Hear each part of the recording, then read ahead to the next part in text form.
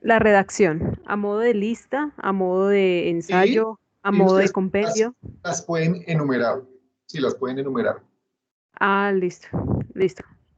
Gracias, profe.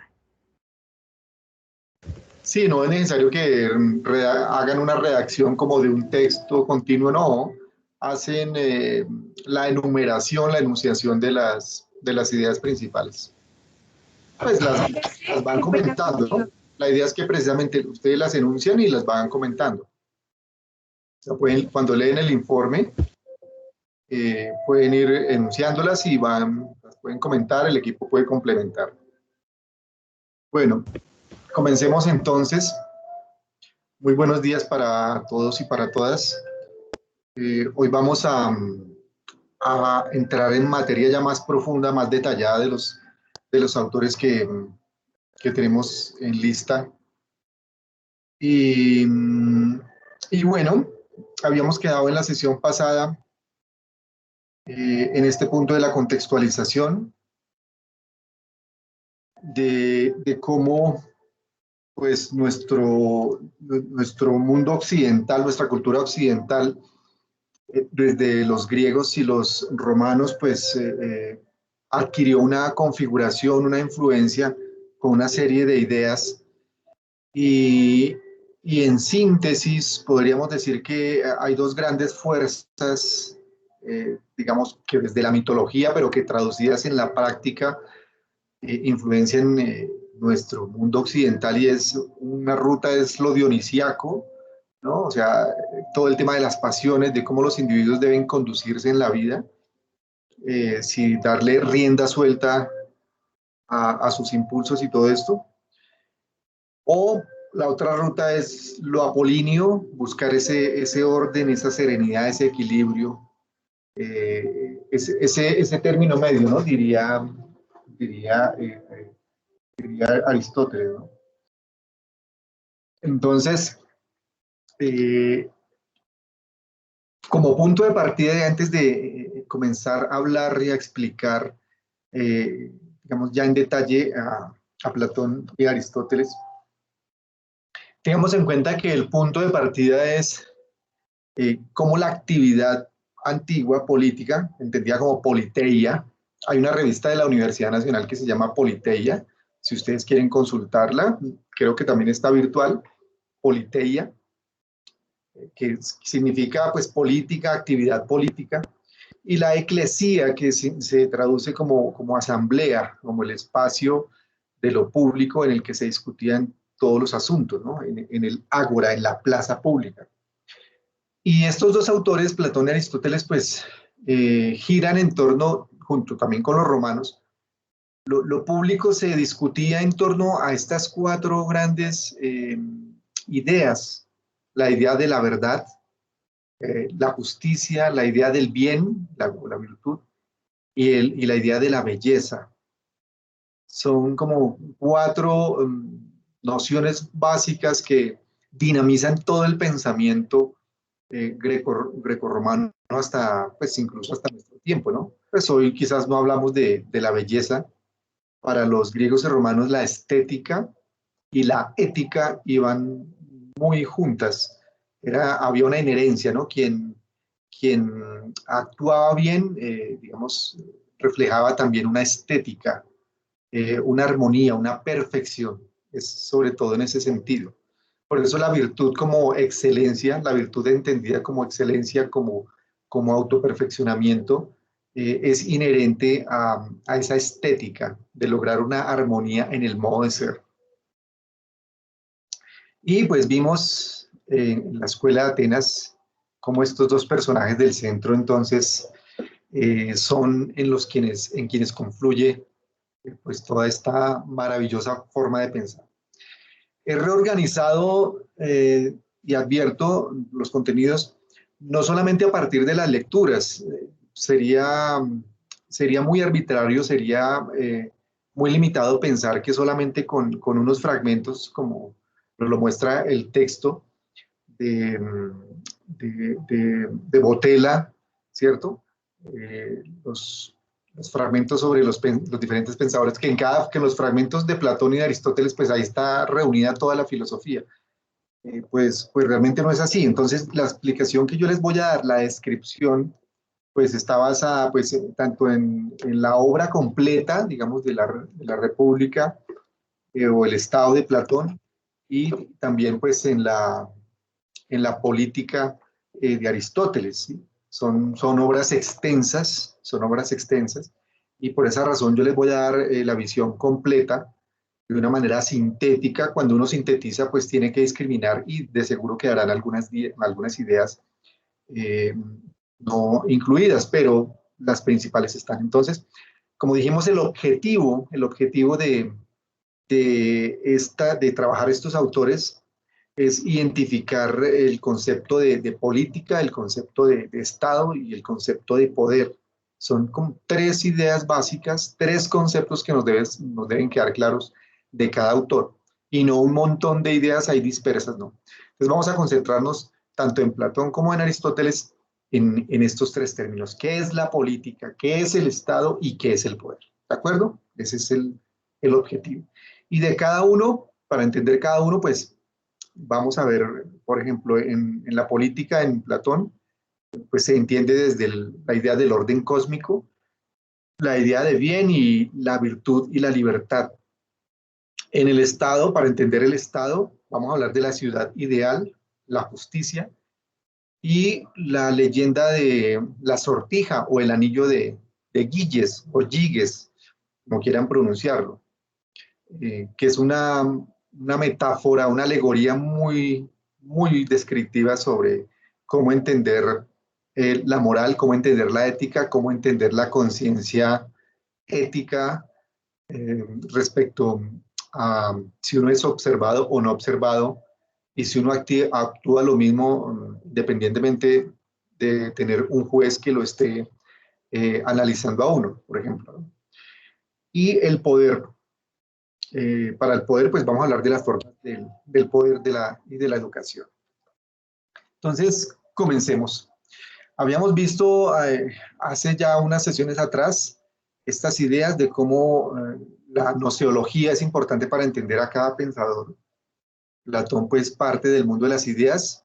Reitero este punto de partida porque, pues, es la ruta que se toma para comprender o tener una visión general del pensador. Las ideas perfectas, el mundo suprasensible, ¿no? Recordar es conocer, y pues nos dice Platón que el mundo sensible es engañoso, es el mundo de las apariencias. Y estamos en una prisión cavernícola, que es el cuerpo. Nuestro cuerpo es como una caverna, una prisión. Y la política, desde ese punto de vista nociológico, pues se entiende como la búsqueda de perfección mediante la justicia.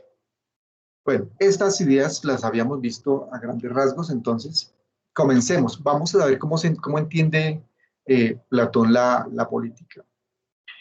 Pues el punto de partida para él es el orden cósmico.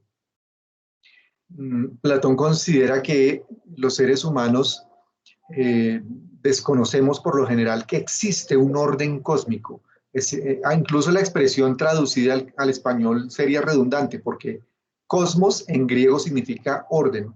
Cuando decimos orden cósmico sería un pleonasmo, sería una redundancia, ¿sí? Pero esto es a causa de la traducción del griego al español. Aquí lo vamos a utilizar así, de una manera pleonástica, por decirlo de algún modo. Entonces, el orden cósmico, existe un orden cósmico en el universo, dice Platón, un cosmos, y el movimiento de las esferas, recordemos que para ellos la filosofía surge de la contemplación del asombro, y Platón pues no es la excepción. Él dice, el movimiento de las esferas, en aquel entonces podemos entender como los planetas. Ellos no decían los planetas, hablaban de las esferas celestes. Tienen un movimiento perfecto. Platón decía incluso que los planetas en sus movimientos sutiles tenían una armonía y tenían una música, que había una música de los astros. Bueno, esto puede sonar poético, sin embargo, pues era una convicción tal como tal de Platón. Entonces dice, pues el humano, el ser humano debe imitar ese orden. Si existe un orden en ese mundo suprasensible, en ese mundo más allá que apenas podemos contemplar, que no podemos asir, aprehender, el humano debe imitar ese orden por medio de la virtud. ¿Sí? Debemos buscar la perfección de ese topus uranus, como de ese mundo más allá, y lograr el orden político. Es decir, el orden cósmico debería traducirse en esta existencia material, en un orden social y en un orden político. ¿Sí? Entonces, esta idea es esencial y básica. Como existe un orden en la naturaleza, en el universo, debe existir un orden en la humanidad, debe existir un orden social y político. Entonces, si el humano comprende el cosmos, nos dice Platón, puede intuir, puede inteligir que existe una idea de bien. El bien está allí y por tanto hay que aspirar a ese bien. Entonces, desde ese punto de vista, la política, pues es la búsqueda de ese orden. El problema es que Platón es idealista y él dice, la política debe ser la búsqueda de ese orden perfecto, mediante la máxima virtud. O sea, virtud, recuerden, autoperfeccionamiento. Y esa máxima virtud es la justicia, en griego dike. La política necesita entonces de la ley. ¿Sí? Si el universo tiene un orden, o sea, hay un cosmos, cosmos, recuerden, significa orden. Si el universo obedece a un orden, es porque ese orden tiene unas leyes, hay unas leyes naturales, unas leyes de la física o de la naturaleza. Luego, en el ser humano también debe haber leyes, ¿sí? Fíjense cómo hace esa analogía Platón y en general también los griegos. Entonces dice, la política pues necesita de la ley. Para que haya política la política tiene que establecer o identificar, reconocer las leyes que mueven el orden humano, o sea, la humanidad, los seres humanos, deben obedecer a unas leyes naturales. ¿Sí? Y obedeciendo esas leyes naturales, pues se debe dar la justicia. La justicia en Platón está relacionada como con una armonía perfecta. ¿Bien? O sea, todo es como muy matemático, muy pulcro en Platón. Entonces, hay que aspirar a la idea de bien para entender la política. Bueno, pero ¿qué significa, no? La idea de bien es el fin de la política. Si existe política, toda política debe tender a un bien. Y esa idea de bien que realice toda política, eh, si bien puede ser ideal, puede ser un arquetipo, ¿sí? Pues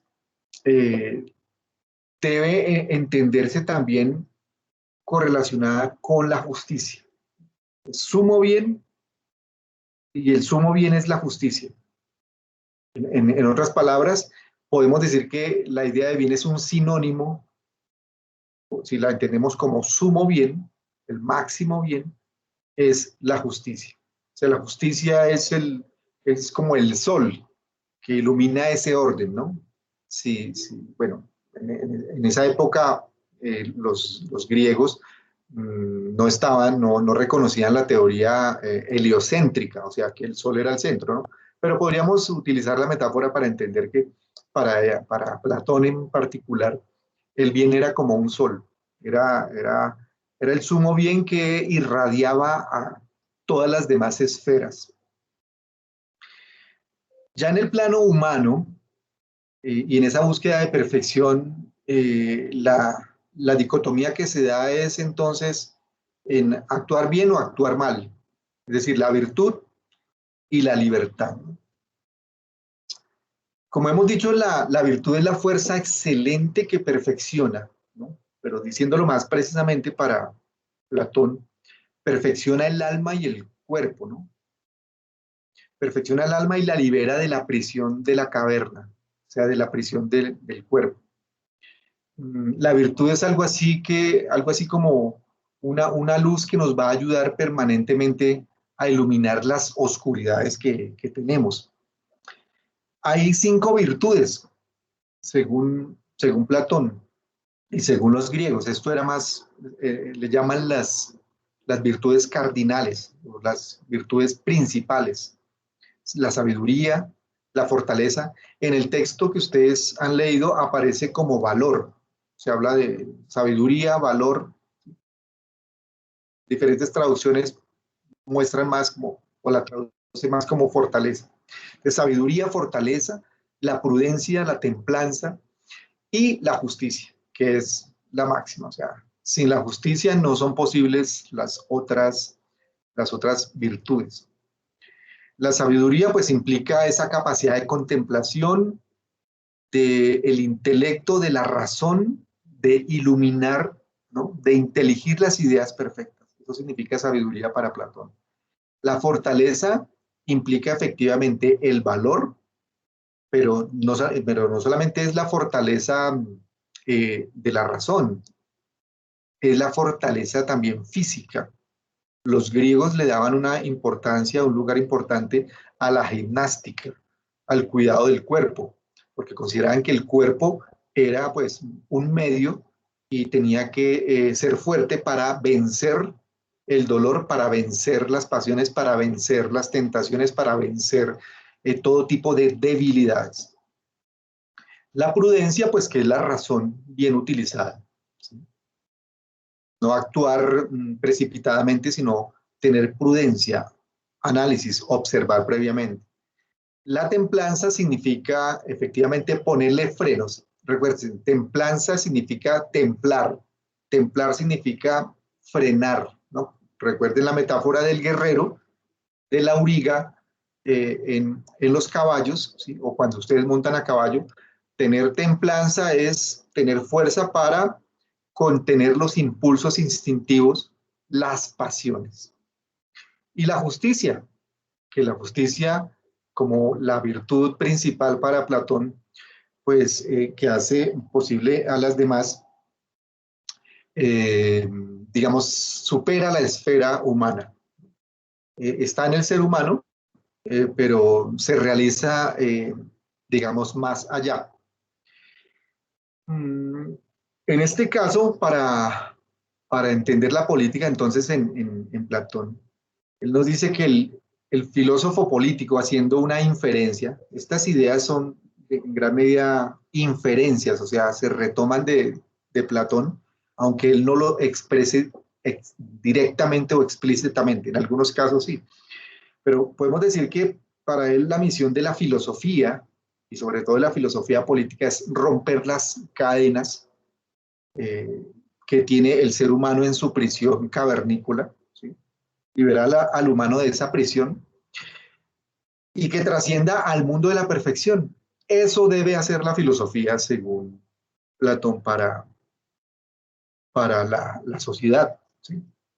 Si una filosofía política no ayuda a liberar a las personas, a los humanos, de ser prisioneras de sus pasiones, de ser prisioneras de esas oscuridades en que ha sido, digamos, traído, llegado, traído este mundo, arrojado a este mundo el ser humano, pues no está haciendo nada. La filosofía política entonces debe ayudar a liberar al individuo, ¿sí?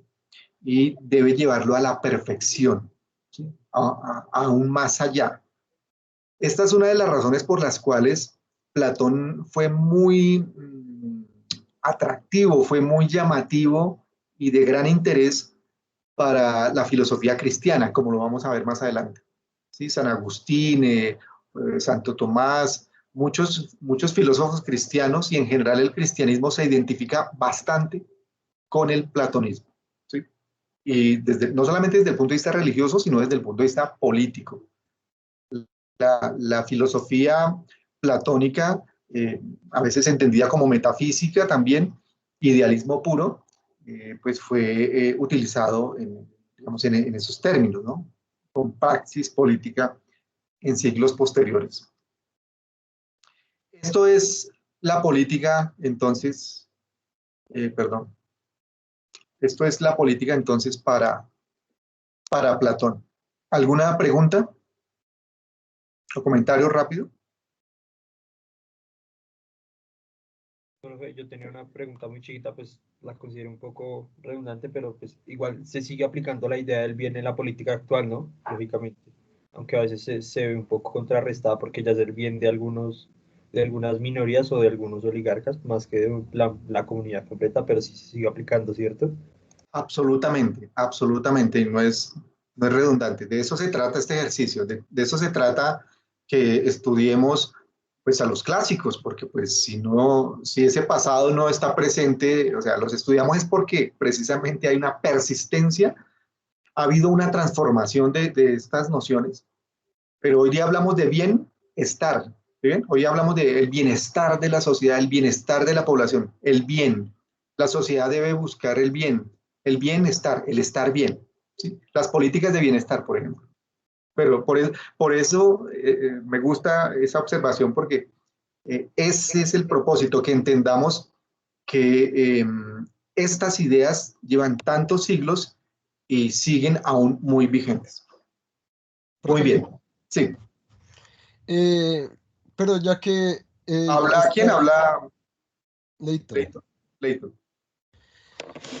Profe, pero entonces, ya que la concepción de justicia para todos es diferente, ¿Platón busca objetivizar la justicia mediante las leyes? Sí, se podría decir que, digamos, esa sería una interpretación. Él hace, para él, el objetivo son las ideas.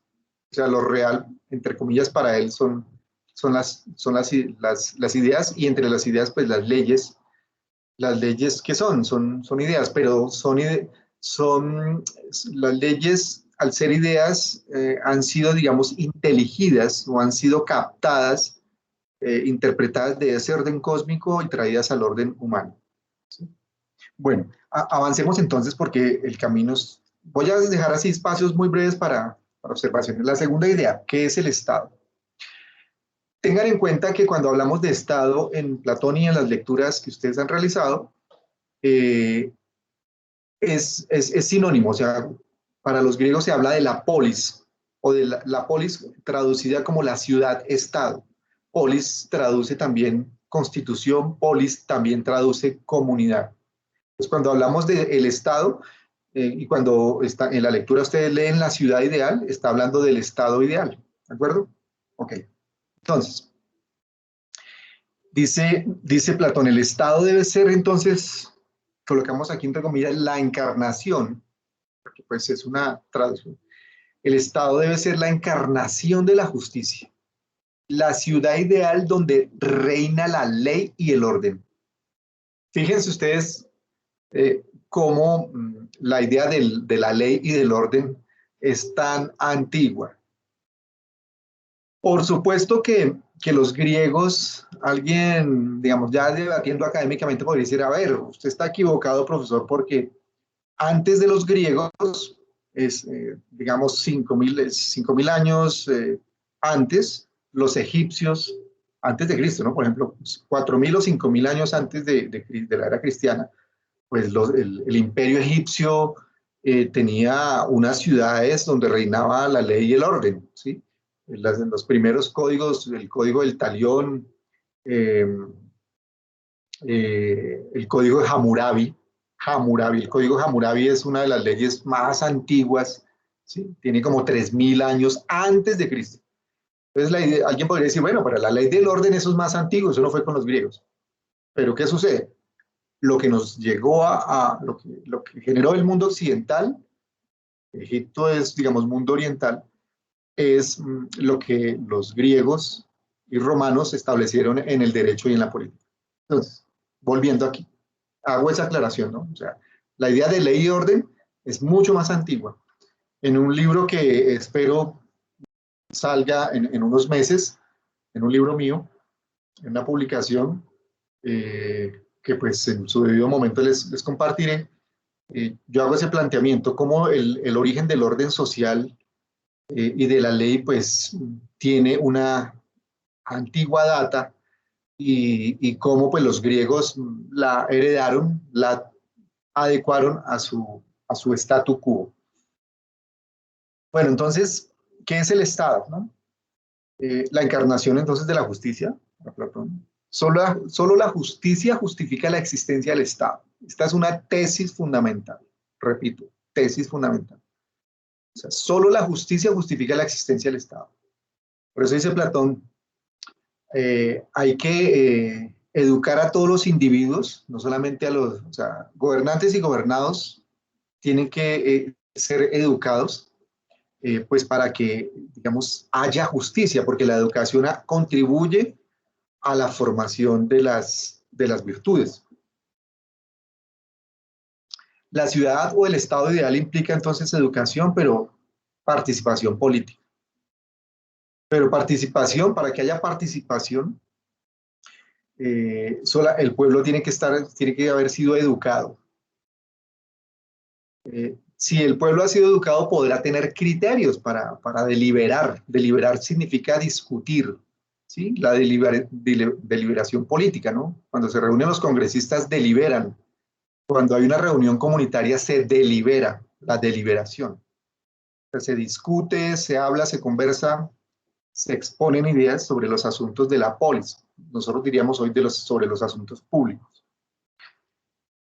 Esto, a grandes rasgos, sería el estado ideal, pero tengamos en cuenta, de aquí de resaltar, solo la justicia justifica la existencia del Estado. Para que exista Estado, según Platón, tiene que existir justicia. ¿De acuerdo? Eso es esencial, ese es un punto brillante para el pensamiento político hasta nuestro tiempo. Entonces, el Estado, para profundizar con relación a la justicia y entender el Estado desde la justicia, se puede afirmar lo siguiente: la justicia es la razón de ser del Estado. Ya lo dijimos en lo anterior. La justicia es la razón de ser del Estado. Ella es su máximo fundamento. Un Estado que no tenga como fundamento la justicia no es Estado. Miren ustedes las implicaciones enormes que tiene esta tesis platónica para las democracias, para cualquier sistema de gobierno. ¿Sí? Bueno, podríamos empezar a discutir con ejemplos a nivel mundial, pero nos vamos a concentrar. Lo dejo para que ustedes vayan teniéndolo en cuenta. Si la justicia es el máximo fundamento, eso quiere decir que si no hay justicia, es porque no hay Estado. Ustedes harán sus inferencias y sus conclusiones sobre lo que vivimos en el mundo actual. Si no hay justicia, es porque no hay Estado. Después viene el problema de cómo definir la justicia, ¿no? Entonces, la justicia, digamos, Platón lo expresa a través de los sofistas, dice, bueno, la justicia no es buscada como un bien en sí mismo, quizás depende de las circunstancias, le dice por ahí un sofista, ¿no? Como el castigo y la pérdida de reputación, ¿no? La gente cumple la ley, si entendemos justicia asociada con la ley, con el cumplimiento de la ley, pues la gente cumple la ley es porque la castigan, porque pues si se somete así, puede ser vituperado o calificado socialmente mal. Es decir, puede perder la reputación, ¿no? Pero para Platón hay hay unas formas de justicia. Está la justicia individual, es decir, cada quien hace su orden interior con la virtud. Fíjense esto. Miren cómo la concepción platónica es tan interesante. Parte del orden cósmico, hay un orden en el universo. Luego ese orden cósmico se traduce en el orden político y social. Debemos tener leyes, buscar ese sumo bien, y ese sumo bien debe ser la justicia. Y a la vez en el individuo, en cada persona, en cada uno de nosotros, en cada uno de ustedes, en cada uno de nosotros, hay una justicia, dice Platón, hay una justicia individual. O sea, cada uno de nosotros hace su propio orden interior, o sea, del orden cósmico, orden social, al orden interior nuestro. Fíjense esa idea tan interesante. Y ese orden interior, ¿cómo lo logramos nosotros? Con la virtud, con el perfeccionamiento, con el mejoramiento siempre nuestro de nuestras capacidades. Y por lo tanto lo contrapone a esa justicia política. La justicia política implicará que el gobernante debe buscar el buen orden de la comunidad. Pero diríamos en general el Estado, ¿sí? Cuando aquí decimos el gobernante, pues lo expresa en los diálogos, estamos entendiendo que Platón nos dice es el Estado, o mejor, los gobernantes a través del Estado, porque el Estado es un aparato, es un medio. El gobierno debe buscar el buen orden de la comunidad. Y cuando está hablando del buen orden, está hablando del sumo bien, es decir, está hablando de la justicia. ¿Sí ven? Son ideas, es como la misma idea, pero está siendo configurada, moldeada desde varios ángulos para generar como una geometría, ¿sí? Como una geometría ideal, ¿no? Platón es, dijimos, es el paradigma del idealismo puro y es la perfección. Lo interesante de Platón es que él cree y está convencido en la perfección. Después él se va decepcionando, o sea, Platón realmente toda su filosofía se inspira es en la decepción terrible que él tiene, en la desilusión que tiene de los gobernantes de su época, de la corrupción tanto de los gobernantes, de los magistrados como de los ciudadanos, del desorden social. Él se decepciona, ¿no? Él dice definitivamente esto debería tender hacia una búsqueda de perfección. Bueno, entonces, justicia individual y justicia política. La ley es justa.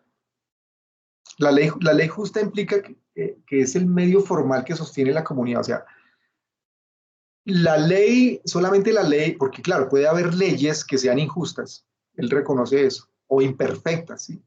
Entonces, pero la ley que es justa es la forma de mantener a la comunidad. La comunidad se dispersa, la comunidad se rompe, se quiebra cuando hay leyes injustas, cuando hay leyes imperfectas, ¿sí? De ahí la sabiduría que tiene que tener el legislador, la sabiduría que tiene que tener el gobernante o generarse desde el Estado para que la sociedad no se corrompa, no se disperse, no se fragmente. La justicia, como es el concepto más importante en Platón, desde el punto de vista político, nos dice, entonces, ¿qué es? ¿Qué es finalmente la justicia para Platón? Pues nos da una definición algo, como diríamos, como simple, como uno podría decir lánguida, ¿no? ¿Eso es la justicia? Pues es una definición muy simple. Dice, la justicia es hacer cada quien de manera adecuada aquello que le corresponde en la ciudad. Eso es justicia. Entonces uno dice, pero ¿cómo así toda esa filosofía para decirnos que cada cual haga lo que tiene que hacer?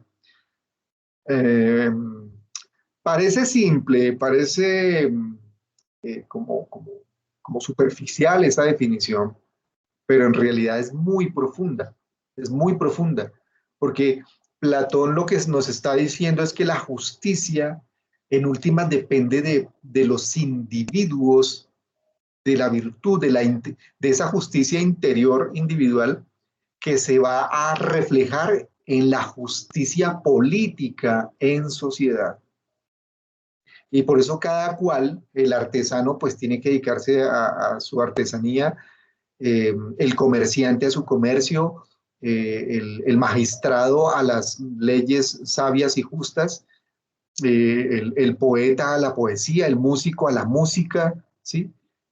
Cada quien en la sociedad, bueno, estaban los esclavos, ya lo veremos en Aristóteles. Entonces, esta tesis, esta afirmación, esta definición de justicia de Platón encierra una profundidad y es que va al interior, al alma del individuo, de su orden interior, para que se refleje en el orden exterior, para que se genere en el orden comunitario y social de la polis, del Estado. ¿Qué es la justicia? Es la virtud, otra forma también digamos, que nos indica Platón. Es la virtud que hace posible las demás virtudes, ya lo hemos dicho. O sea, la sabiduría, la prudencia, el valor o la fortaleza y la templanza. Justicia es doblegar o someter los apetitos y pasiones que aprisionan el alma en la caverna. Esto yo creo que no se les va a olvidar, ¿no? Espero que nunca se les olvide. Según Platón, nuestro cuerpo es una caverna donde nuestra razón está sentada como hacia las espaldas, mirando hacia el fondo, y nosotros en el fondo apenas vemos la luz que está detrás nuestro, y nosotros apenas vemos sombras, y todo lo que sentimos está allí prisionero y generado por el cuerpo. Entonces, él dice la justicia, en este caso se referiría a la justicia interior, a la búsqueda de nuestro orden interior, dice, es doblegar o someter los apetitos y pasiones que aprisionan o que causan que seamos reos, que seamos prisioneros de nuestras pasiones. Y ese lugar se llama caverna, ese lugar se llama cuerpo humano.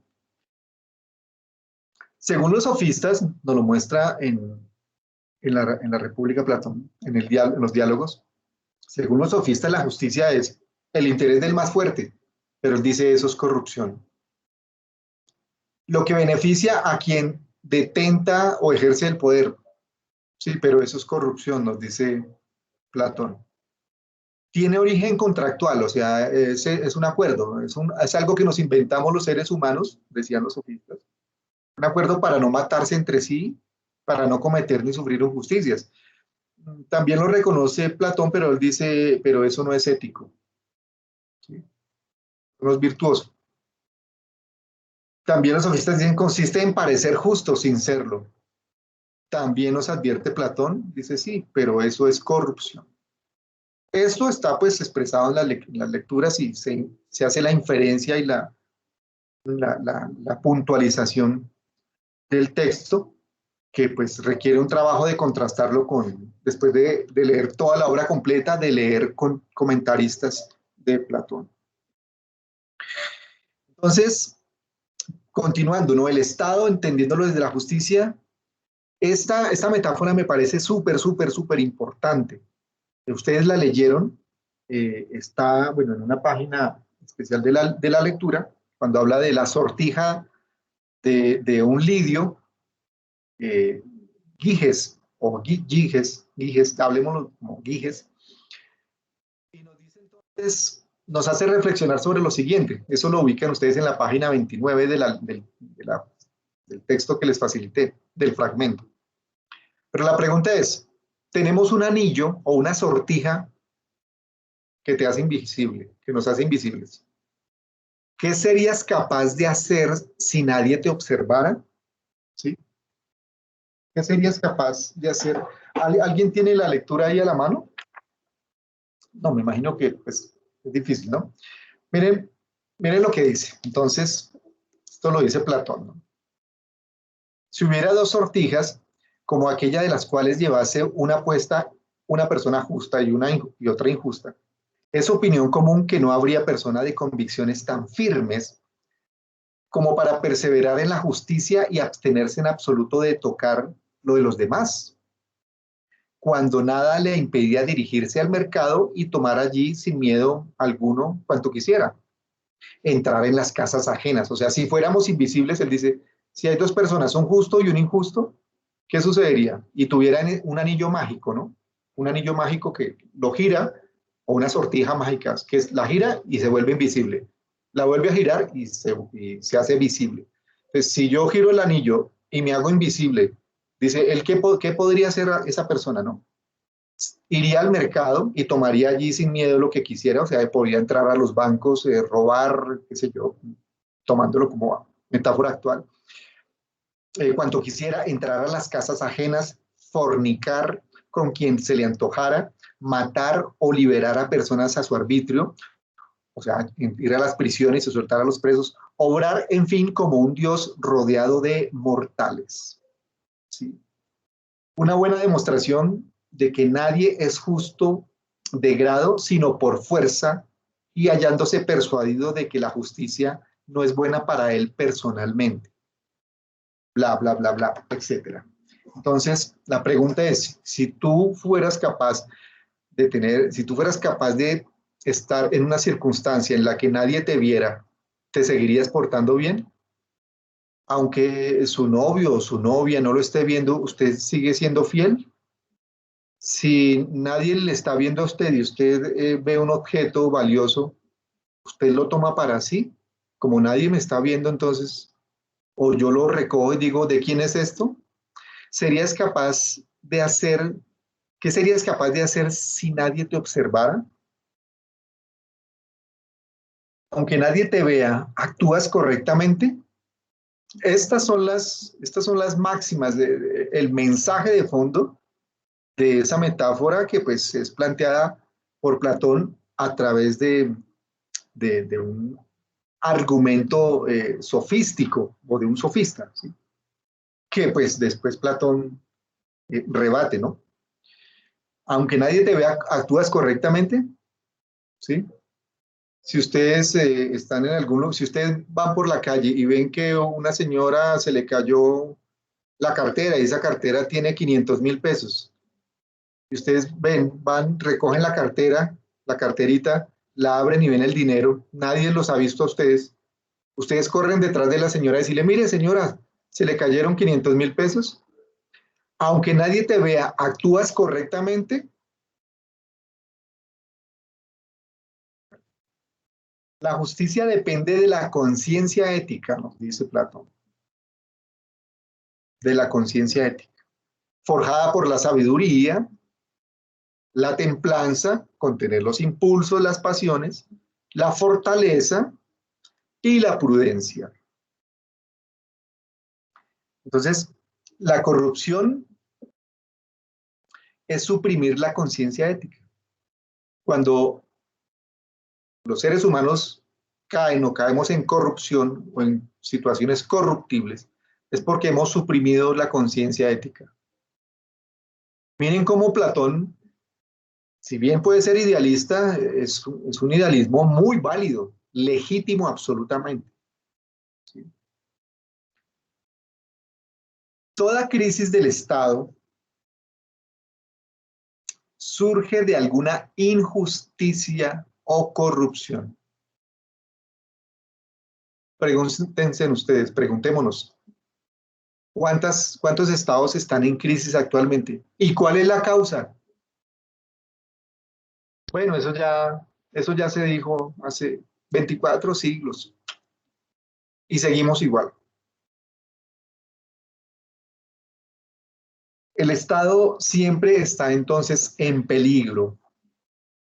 Los seres humanos, y miren cómo se entiende esto, los seres humanos somos corruptibles, o sea, Platón desde su epistemología, desde su gnoseología, desde su antropología, por decirlo de algún modo, él concibe que los seres humanos, al tener un cuerpo, una caverna, y estar en el mundo sensible, pues somos corruptibles.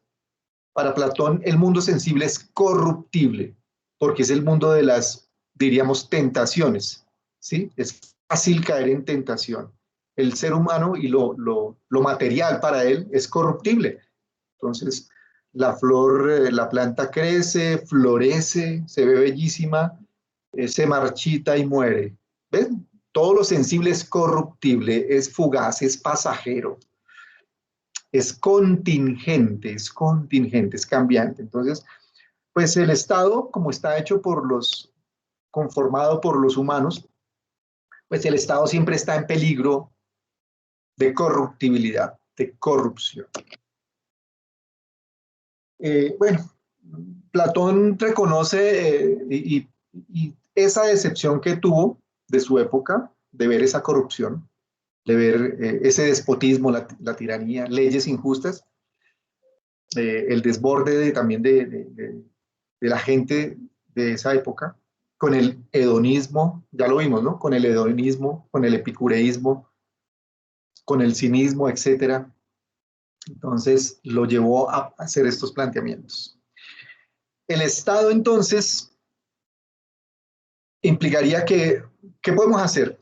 Tiene que haber unas condiciones para que, pese a todo, él dice, bueno, más allá de la decepción, dice Platón, debe haber algunas condiciones para la justicia, ¿no? Miren lo hermoso de esto, la educación para la virtud. Y digo hermoso, ¿por qué? Porque pues en términos griegos es la estética, la búsqueda de la perfección, la belleza, lo dice él, ¿no? Habla de la belleza. La educación para la virtud, es decir, desde la niñez, educación en la verdad y justicia. Si a los niños, desde la niñez no nos hablan de la verdad, de la justicia. ¿Sí? Si además no cultivamos el cuerpo, no recibimos una educación de dominar nuestro cuerpo. No es gratuito que en un colegio se vea educación física y que se hable de gimnasia. Ah, educación física. Ah, pues que para que tengamos salud. Para los griegos no era para tener salud solamente. La gimnasia era para dominar el cuerpo, dominar la caverna. ¿Sí? Gimnasia para el cuerpo. La música, ciencia y artes para el alma y conocer el mundo de las ideas. Realmente, si bien yo no me considero platónico, estas ideas me parecen maravillosas y básicas, esenciales, como no la educación, y por eso siempre protestamos por la educación, ¿no? Porque haya una educación, no haya más educación, haya educación de calidad y de calidez.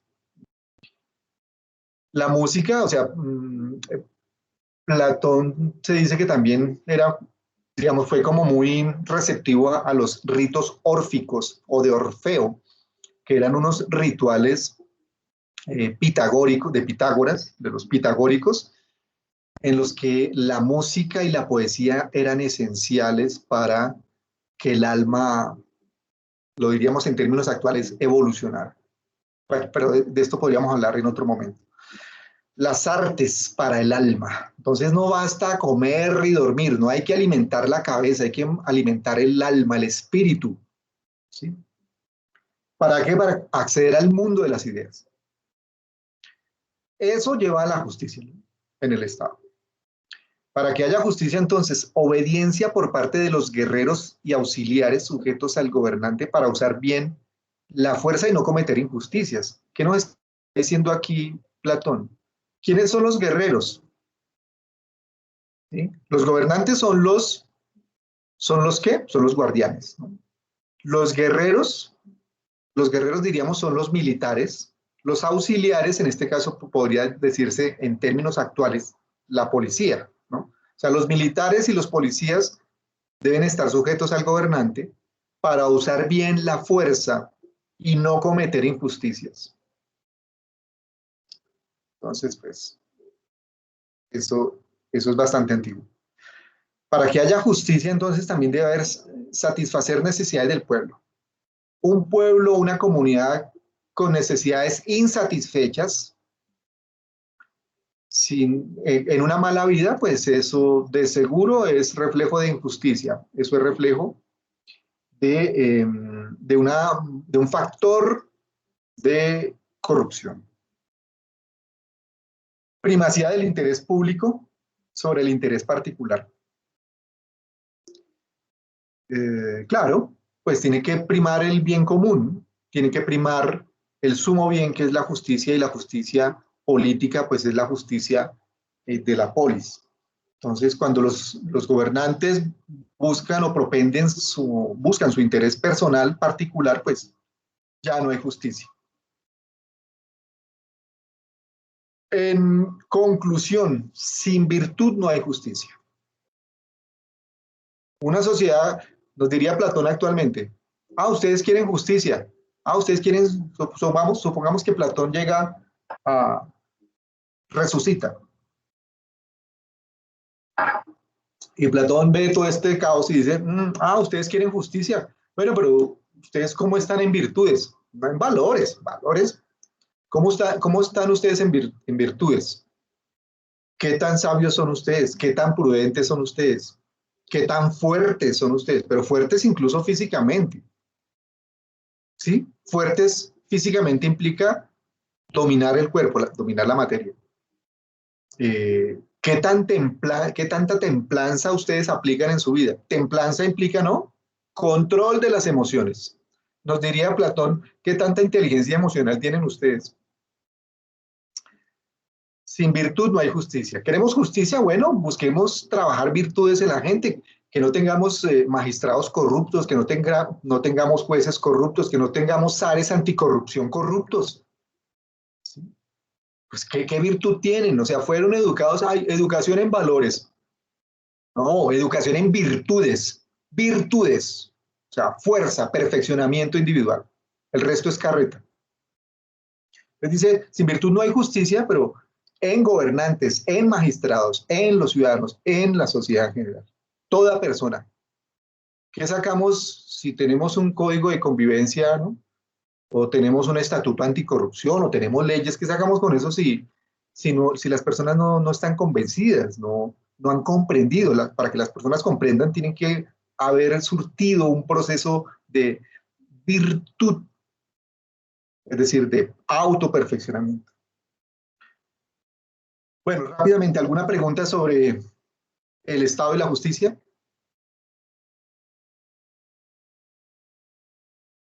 ¿Están ahí? Sí, Sí, profe. Bueno, ok. Entonces continuamos. El poder, formas de gobierno. ¿Qué es el poder en Platón? Bueno, esto lo voy a pasar más bien rápido, porque tenemos que hoy ver también a Aristóteles. ¿Qué es para que ustedes entiendan? Este es un concepto que pues tenía previsto antes, pero ¿qué es gobierno? Hay que diferenciar gobierno, política, Estado, ¿no? ¿Qué es gobierno? Simple. Gobierno es la forma de ejercer el poder. Punto. Para que ustedes tengan esa definición clara y sencilla. Cuando ustedes les pregunten, bueno, ¿y qué es el gobierno?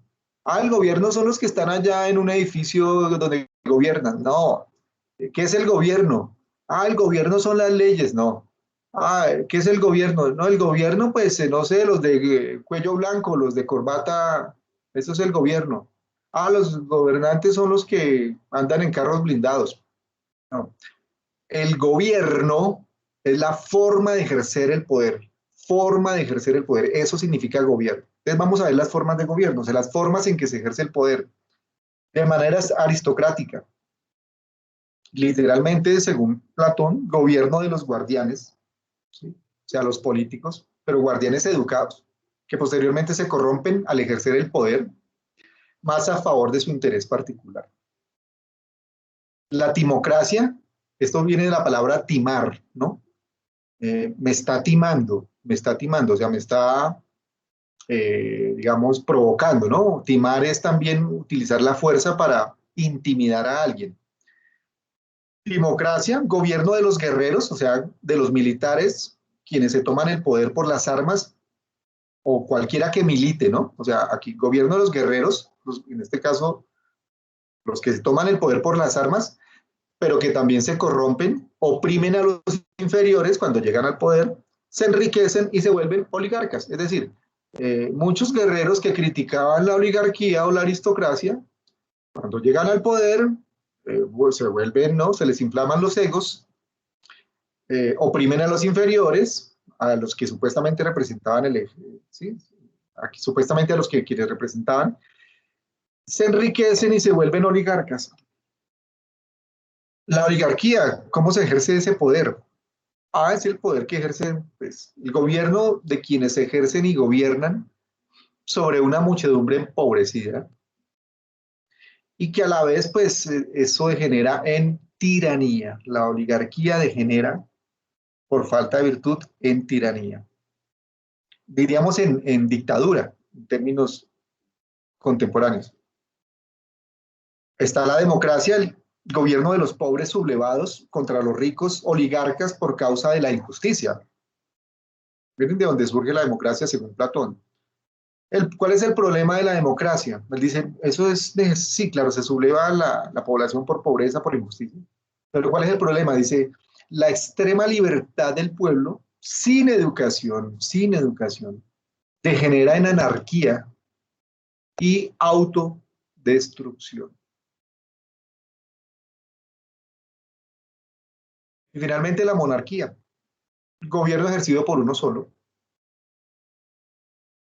con sometimiento al imperio de la ley. Esto en sentido ideal. La monarquía se convirtió posteriormente de los griegos, pues digamos, en la forma de gobierno predominante, en la forma de ejercer el poder de manera predominante. Ok. El poder, ¿cómo podemos también entender el poder en Platón?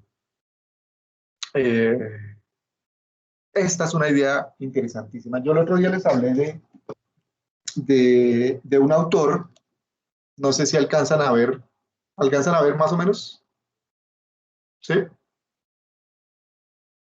Werner Sí, Jäger no, dice, no se alcanza a ver, profe. De pronto un poquito más cerca a la cámara y se puede. ahí se ve, Ahí sí se profe. ve. Paideia. Este es un texto que apenas tiene 1095 páginas, denso, pero maravilloso, es muy bien escrito, de un filólogo y filósofo, Werner Jaeger, se llama Paideia. Este es un texto dedicado solamente, casi con 2000 páginas, dedicado a el estudio de la paideia, o sea, de la educación en los griegos. Es una obra maravillosa. Pues es un clásico, es un texto que uno siempre está consultando porque tiene tanta riqueza, tanta, digamos, tanta noción que es aplicable y práctica. O sea, no es filosofía abstracta, no.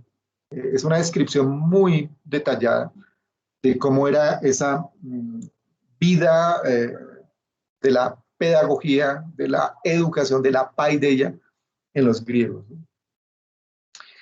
Pues el poder también depende de la paideia. Es la principal condición para la democracia y cualquier régimen político. Si un régimen político y, por ejemplo, una democracia quieren sobrevivir, tienen que trabajar la educación. Y bueno, ¿y qué será entonces la educación? Nos dice Platón, es el medio ideal para desarrollar la virtud. Lo que estamos haciendo aquí en estos encuentros. Este es un proceso educativo, este es un proceso de aprendizaje.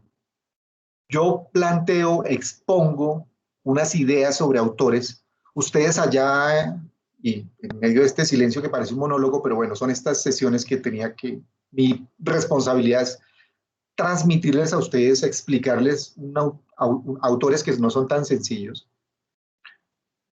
Entonces, el proceso de aprendizaje, los procesos de educación implican de alguna manera incidir en la virtud.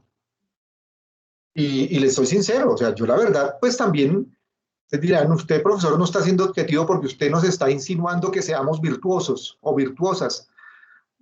Bueno, es probable, sí, la objetividad absoluta no existe. Uno tiene que ser honesto. Y siendo honestos, yo reconozco que Platón nos deja mucho que aprender, ¿sí? Muchísimo que aprender. Nos dice, la educación es el medio para desarrollar la virtud. Entonces, recuerden ustedes, les repetiré hasta la saciedad, ¿qué es la virtud? Autoperfeccionarme, buscar la autoperfección, que ustedes sean mejores estudiantes, que ustedes sean mejores hijos, hijas, que ustedes sean mejores en su trabajo, que si a ustedes les gusta el arte, la música, sean buenos en ello, que si ustedes quieren ser ingenieros, sean buenos, que si ustedes quieren ser administradores públicos, sean los mejores o sean muy buenos, que si a ustedes les gustan los idiomas, profundicen en los idiomas, que si a ustedes les gusta la moda, pues que bueno, que si les gustó la moda, entonces pues estudien moda, estudiando también la historia de la moda y comprendiendo qué sentido tiene. O sea, la virtud es eso, buscar autoperfeccionarnos, mejorarnos. Ustedes dirán, pero la perfección, eso es algo ideal, eso es platónico, eso no existe. Bueno, piense así y va a vivir mediocremente. ¿no? No, hay que buscar cosas que pueden mejorarse siempre. Quizás la perfección la recojamos e inicie en la tumba, pero bueno, hicimos el intento. Medio ideal para desarrollar la virtud en ciudadanos, ciudadanas y gobernantes. La educación es una forma de poder. Traduciríamos, el conocimiento es una forma de poder. La apertura mental, la apertura de la razón, la comprensión, la inteligencia es una forma de poder. La educación es un ámbito de poder.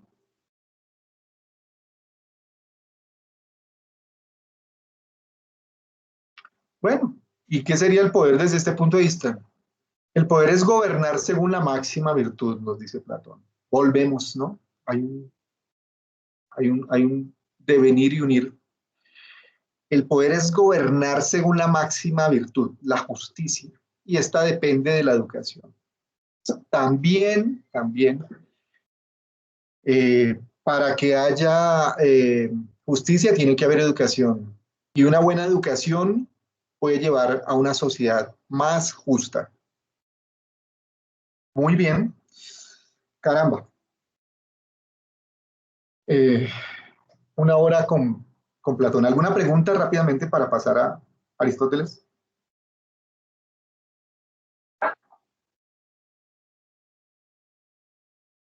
¿Algún comentario? Profe, ¿el poder absoluto corrompe absolutamente? Según Platón, sí. Siempre y cuando el gobernante o la gobernante, al tener tanto poder, si no ha trabajado sus virtudes, es decir, si no ha trabajado su templanza, por ejemplo, es decir, controlar las bestias de las pasiones, pues fácilmente puede, digamos, degenerar en corrupción. Entonces, el exceso de poder, y me gusta esa pregunta porque Platón de alguna manera lo plantea en la metáfora del mito de la caverna. Entonces, miren lo que dice esa metáfora y me parece bellísimo respecto a lo que acabas de decir. El poder absoluto corrompe. Traduciéndolo en términos platónicos, ¿qué significaría? El poder absoluto sería demasiada luz. Platón dice que como estamos prisioneros en una caverna, en este mundo sensible, si nosotros realmente confrontáramos y quisiéramos salir de la caverna, dice Platón, si nosotros salimos de la caverna, la luz, que sería el poder absoluto, es tan fuerte, o sea, la verdad es tan fuerte que sería difícil, que quedaríamos encandilados, que podríamos como que perder la visión de tanta luz, y esa luz hasta podría enceguecernos. ¿Por qué? Dice Platón, porque no estamos preparados para la verdad, porque no estamos preparados para recibir, digamos, el poder de la verdad, ¿sí? Entonces, por eso, dice Platón, debemos entrenarnos, autoperfeccionarnos, trabajar nuestras virtudes, nuestra sabiduría, nuestra fortaleza, nuestra templanza, ¿sí? Nuestra prudencia. Si nosotros logramos dominar, entrenarnos, digamos, en la caverna para salir a la luz, entonces el poder absoluto quizás no nos corrompa.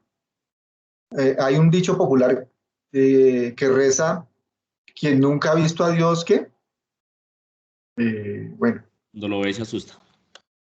Sí, o cuando nunca nadie, por ejemplo, miren, uno debe recuperarse no solamente de las tragedias, uno no debe recuperarse solamente de las frustraciones, uno no debe recuperarse solamente de los fracasos, uno debe recuperarse del éxito, entre comillas, uno debe recuperarse supuestamente de cosas maravillosas, ¿no? Ustedes reciben una noticia y están eufóricos, eufóricas y no lo puedo creer, sí, bueno, listo, pero prudencia, calma. Sí, eso no quiere decir que uno no disfrute, claro, uno puede disfrutar y estar contento por algo, pero uno debe recuperarse porque el que nunca, por ejemplo, imagínense ustedes lo que le pasó No sé si ustedes conocieron el caso de un concejal de Bogotá que era lustrador de zapatos en la calle, ¿sí? Y se hizo una novela de él, en fin, ¿sí? Entonces este señor que era zapatero y que un día dijo, no, bueno, yo quiero ser concejal de Bogotá y empezó a hacer campaña y la gente, miren cómo es la democracia, ¿no? Entonces la gente pues votó por él y el tipo, un embolador, se hizo concejal, pues el que nunca había tenido un salario de un concejal de Bogotá gana como 15 millones de pesos, algo así, o el básico, ¿no? Bueno, después de ganarse en la calle 1.000 pesos por una embolada, a ganarse más de 15 millones de pesos, tener pensión, etcétera, ¿qué le sucedió a él? No? Bueno, eh, los narcotraficantes, cuando mirando la otra polaridad, cuando tienen mucho dinero y eso, ¿qué hacen? Se vuelven locos. El que nunca ha visto la luz se enceguece, ¿no? Eh, políticos, y tengámoslo en cuenta para las elecciones, ¿no? Gente que dice, oye, ¿qué tanta virtud tiene, qué tanta fortaleza tiene para que cuando llegue al poder, el poder no lo encandile y se vuelva corrupto, ¿no? Ese es el gran problema, o de los políticos en general. Entonces, el poder absoluto corrompe, sí, sí, cuando, ojo, cuando la persona, el individuo no se ha entrenado, no se ha preparado. Ustedes miran, pero no, pero es que ¿quién se prepara para la muerte? ¿Quién se prepara para tener tanto poder? Ah, bueno, pero ¿lo estaba buscando o no? Si usted está buscando el poder, prepárese para que usted sea coherente y después no traicione a toda la gente que votó por usted. ¿Sí? Ok, entonces, sí. Profe, pero entonces Platón nunca se postuló a un cargo público o alguna estancia de poder en la que se haya posicionado. A él no lo dejaron, digamos, él siempre, hay un texto que se titula El mito del rey filósofo, el mito del rey filósofo. Platón considera que deben gobernar los filósofos, no es que él se estuviera postulando, él perteneció a una clase privilegiada, digamos, a una familia aristocrática, o sea, él tenía sus necesidades básicas satisfechas y por eso podía pensar. Y él con sus ideas, con sus escritos, él influía en la política de su época. Eh, pero habría que estudiar en detalle, digamos, esas circunstancias, ¿no? Ahí ya tendríamos que profundizar en la biografía. Hasta donde yo tengo conocimiento, Platón tuvo una influencia política, pero también mucha decepción. O sea, él tampoco quiso incursionar porque él vio en la polis o la ciudad-estado de su época, vio tanta corrupción que se abstuvo. Él viajó, él salió se fue de Atenas, incluso perseguido, o sea, incluso lo criticaban y lo amenazaban porque estaba planteando un mundo ideal políticamente. ¿Sí? Bien, entonces, pero más adelante veremos pensadores políticos como Maquiavelo que eran asesores de los monarcas y influyeron muchísimo. Bueno, muy bien. Entonces, vamos a pasar a Aristóteles. Les pido excusas si vamos así en esta velocidad. Ustedes pueden después repetir si quieren la clase, si queda grabada. La pueden repetir como para los detalles que pasen por alto. Por fortuna existe el mecanismo de grabar. Entonces pasemos a Aristóteles. De él vamos a ver los mismos puntos. La política, el Estado y el poder. Así de clarito y sencillo. Vamos a ver algunos puntos en común, ¿no? Entonces, de la política de Aristóteles, bueno, también vemos el tema del gobernante. En el Estado, la polis, la justicia también, digamos, Platón y Aristóteles, ellos coinciden en el tema en que la justicia es importante. La diferencia es que Aristóteles se va más por el tema de la ética, y concibe más que ese idealismo, él tiende a ser realista y dice, ojo, la política tiene que ser algo que se practique y que se esté corroborando, confirmando permanentemente con la realidad, que sea funcional. Y el poder, también las formas de gobierno, Y aquí aparecen unas diferencias interesantes, unos matices interesantes. Ok, arranquemos. Entonces, esta parte ya la habíamos visto. En contraste a Platón es el mundo de las cosas, de la sustancia, la física, lo tangible. Aristóteles, digamos, él entiende a su maestro en cuanto al mundo de las ideas y el mundo suprasensible y que hay un orden cósmico, ¿sí? Pero digamos, él dice, a ver, seamos un poco más realistas, pensemos en la vida práctica, en una actividad práctica, porque pues la gente no va a entender siempre que existe un orden cósmico de las esferas. De alguna manera, Platón era místico, Platón era, digamos, era muy espiritual, ¿no? Pues Aristóteles también, pero Platón tenía cierto misterio, tenía un encanto en su cosmovisión. Bueno, y aquí dábamos una idea básica de Aristóteles sobre la política. Pero bueno, entremos en detalle. Para, para Aristóteles la política es una ciencia. Él se esfuerza en plantear que la política como arte de gobierno, o arte de gobernar, eh, implica un saber exquisito, un saber especial, un saber superior, un conocimiento, diríamos en términos actuales, sistemático. La política como ciencia. Por eso se dice que Aristóteles es el fundador o es un pionero de la ciencia política. Quien estudie ciencia política o ciencias jurídico-políticas, pues tendrá que leerse muy bien o estudiar muy bien a Aristóteles. Dice, pero no es cualquier saber, es un saber práctico, una episteme, ¿no? Una episteme, recuerden. Ciencia práctica sobre la acción humana. Recuerden esta palabra, la praxis, la acción humana. Y esa acción humana debe ser conducida por la ética.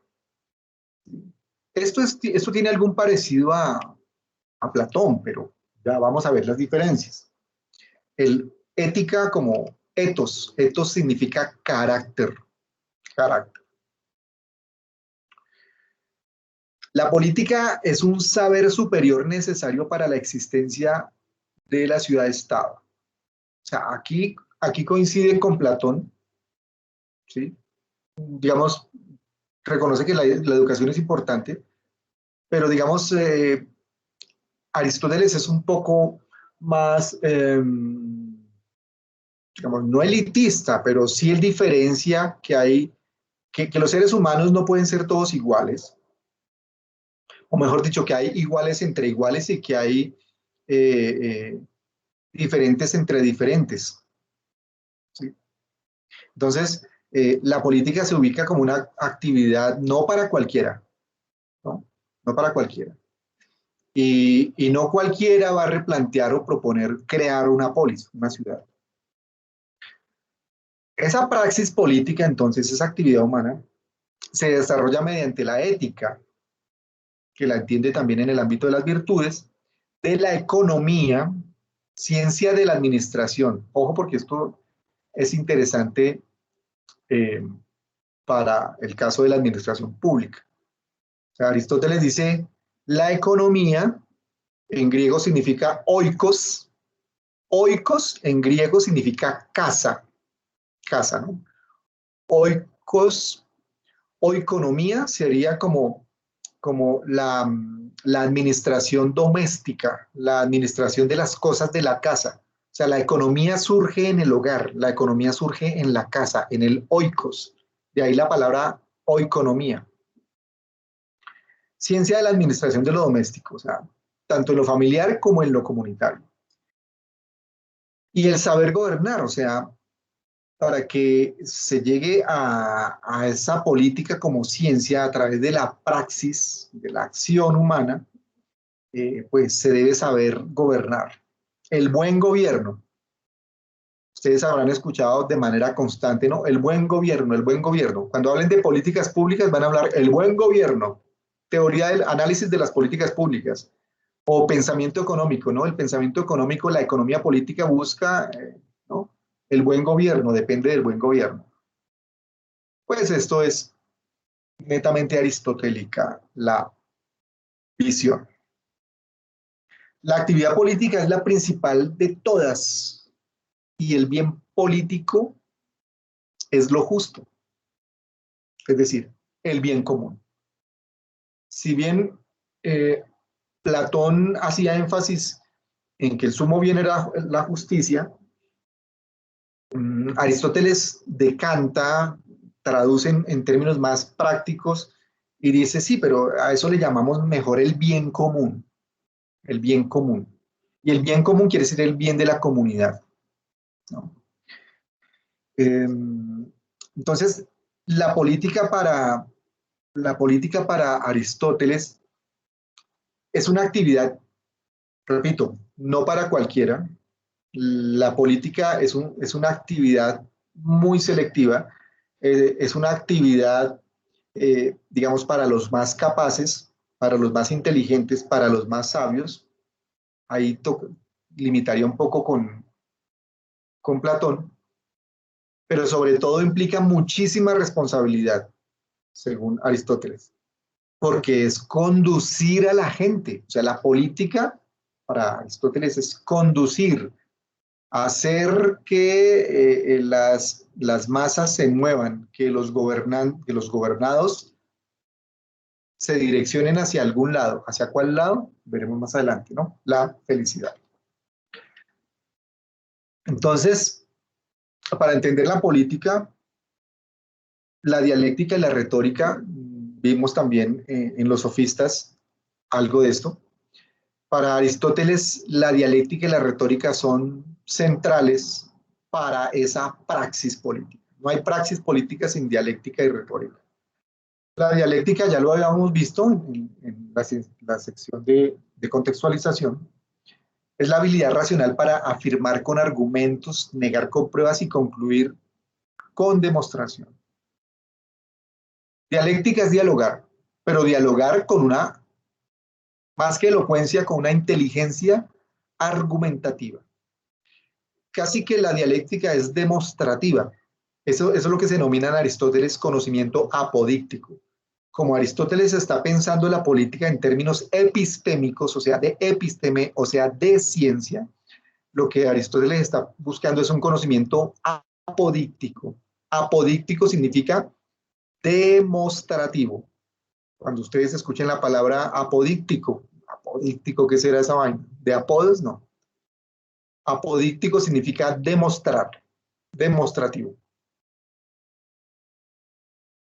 La retórica es una técnica de persuadir y convencer con, según Aristóteles, el carácter del orador. Miren esto tan interesante para la política. Carácter del orador, o sea, el etos, carácter del orador o cualidades que impresionan. Entonces ustedes van, les recomendé ese TED Talk, ahí van muchos speakers, muchos conferencistas, oradores, y empiezan a exponer, y qué sé yo, puede que ustedes vayan a escuchar a un candidato político que llegó montado a caballo, o el que se casa, hace su matrimonio encima de un elefante de circo, ¿sí? Entonces, o el orador que llega con un sombrero roto, o con un, qué sé yo, ¿sí? Tanto físicamente, pero también su etos, su carácter, las cualidades que impresionan, ¿sí? O escuchar a un gurú con barbas largas y un turbante, entonces, pues, hay cosas que impresionan, ¿no? Desde lo físico hasta el lenguaje gestual. Emoción y pasiones provocadas en el auditorio. Entonces, ese es el patos en griego. Es importante que ustedes se familiaricen con estas palabras griegas. El etos, el patos, el patos.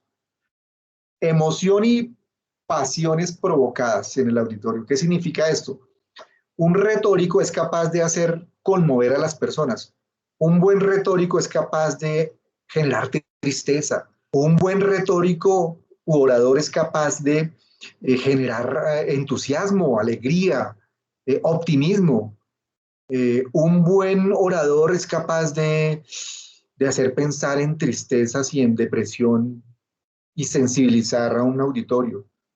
Un orador hábil es capaz de hacer llorar. Un orador hábil es capaz de hacer reír a la gente. Un orador hábil es capaz de enfurecer a una masa. Mejor dicho, piensen ustedes en figuras históricas, ¿no?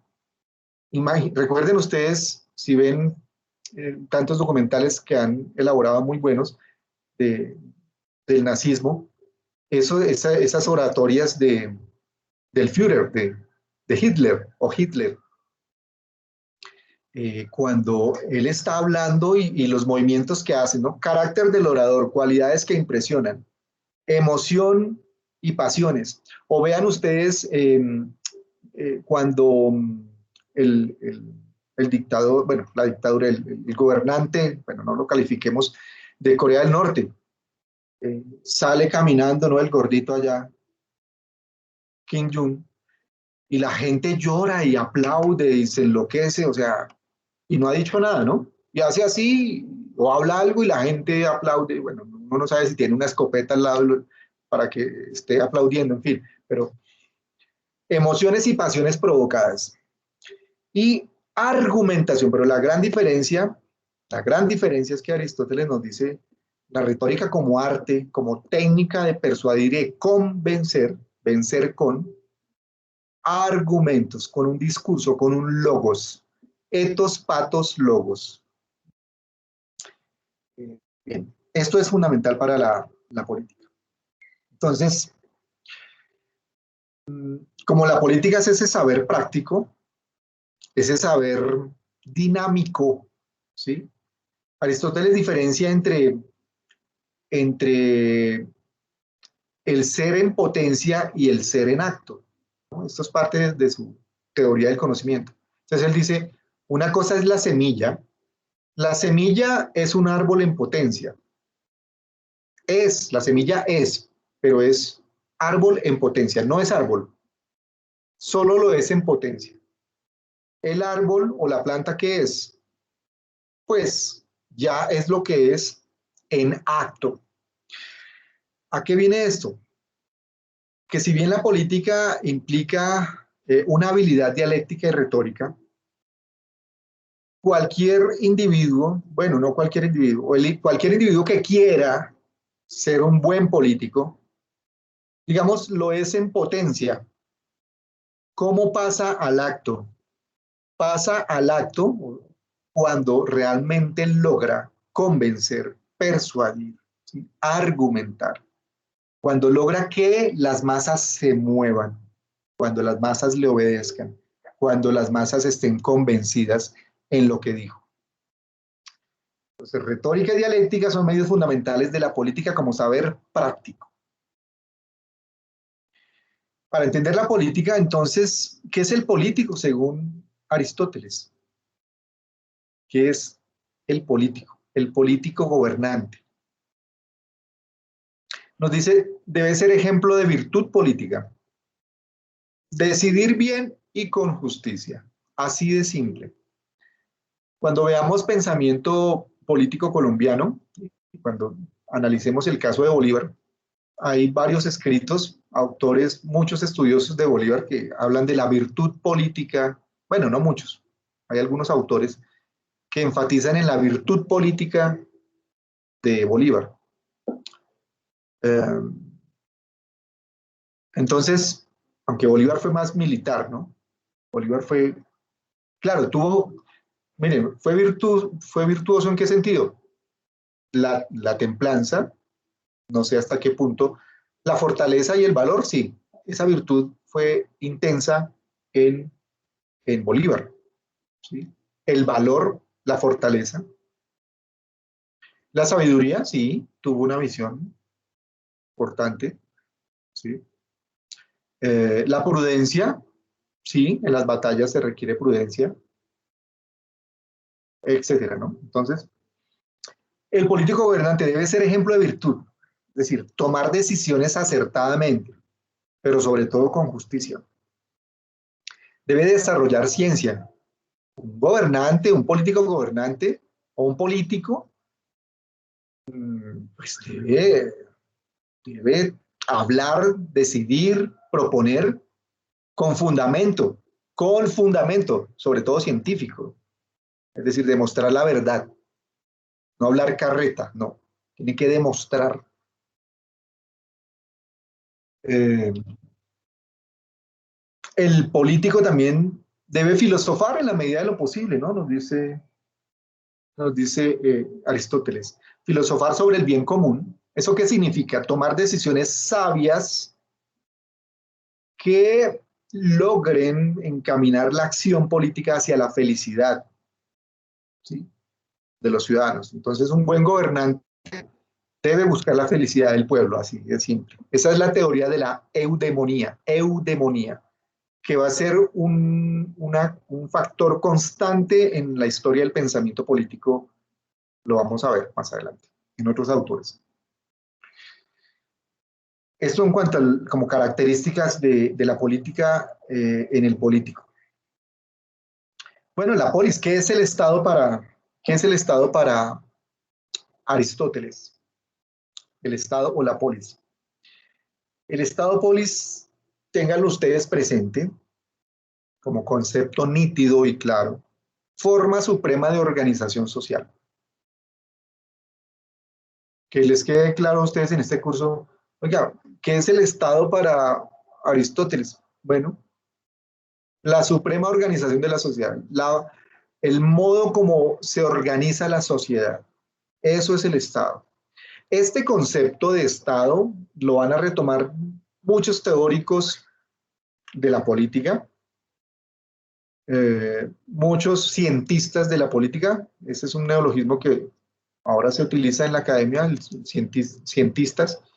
Yo diría científicos sociales o las ciencias sociales, la politología o la ciencia política,